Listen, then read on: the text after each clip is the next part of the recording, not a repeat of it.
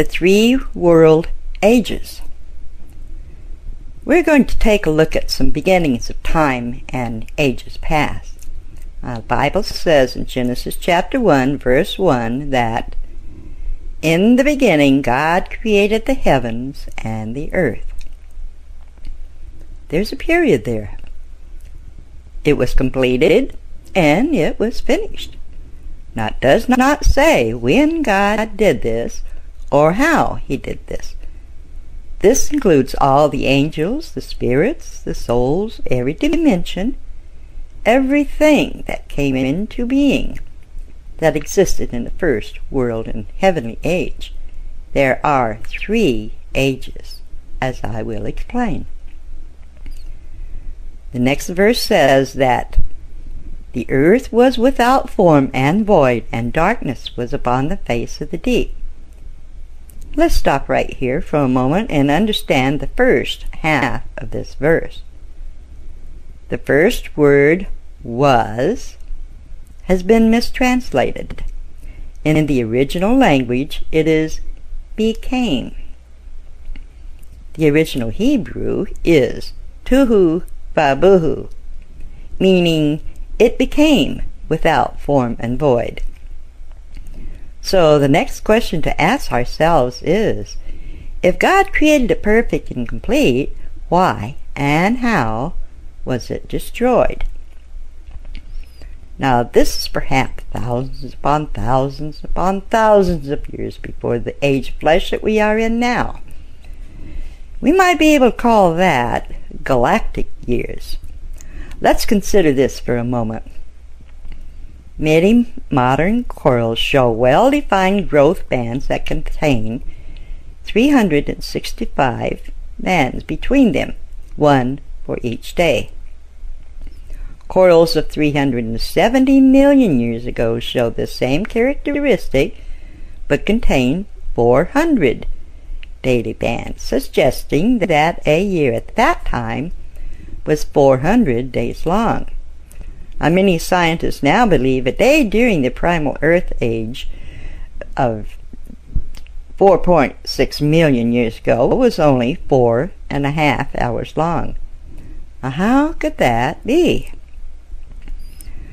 Well, in 2 Peter chapter 3 of our Bible, it says that 1,000 years of our counting of time is equal to 1 day of God's time.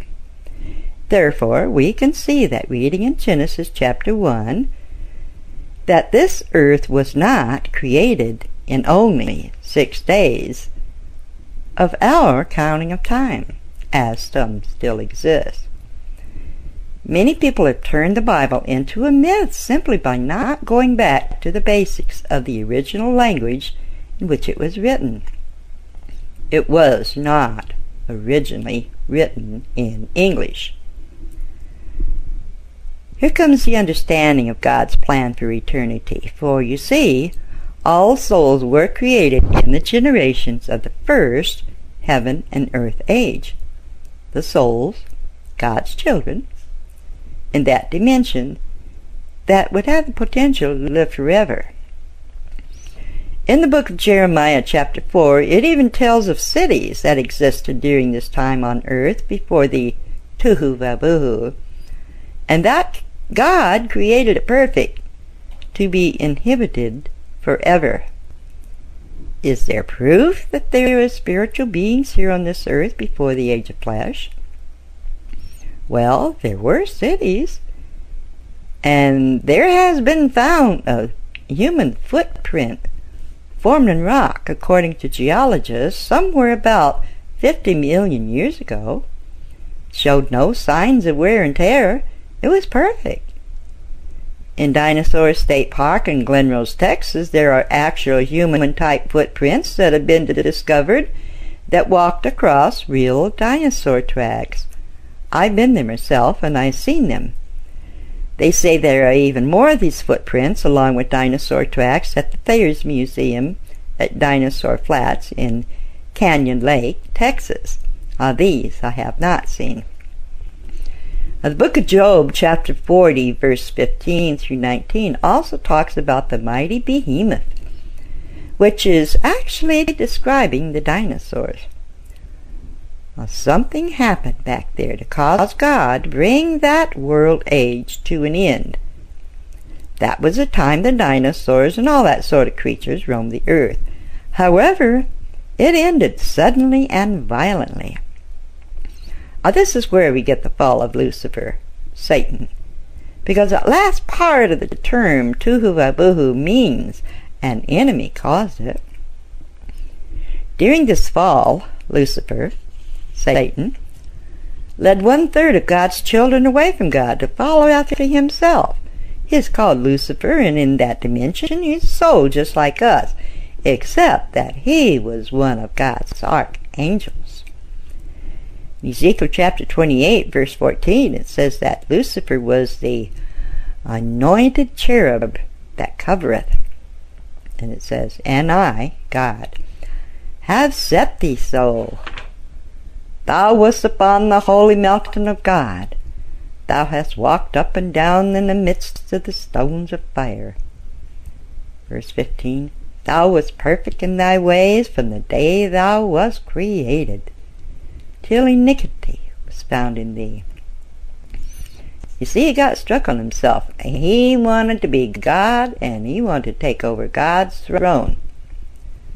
Going on down to verse 18, it reads, "Thou hast defiled thy sanctuaries by the multitude of thine iniquities, by the iniquity of thy traffic. Therefore I will bring forth a fire from the midst of thee.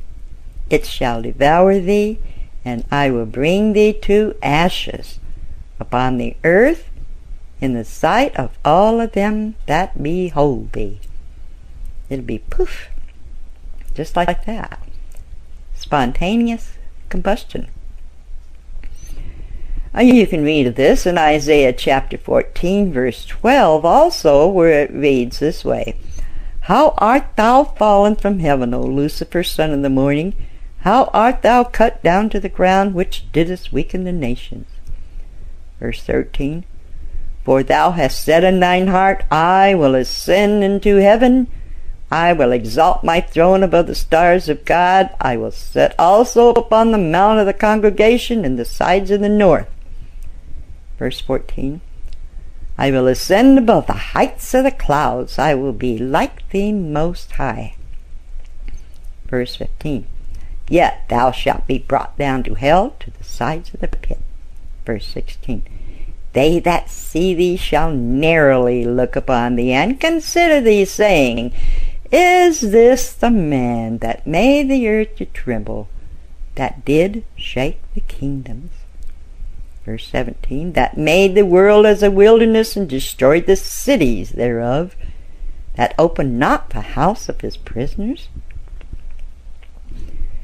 When these souls rebelled, God could have destroyed them all, every single last one of them, including Lucifer, but he did not.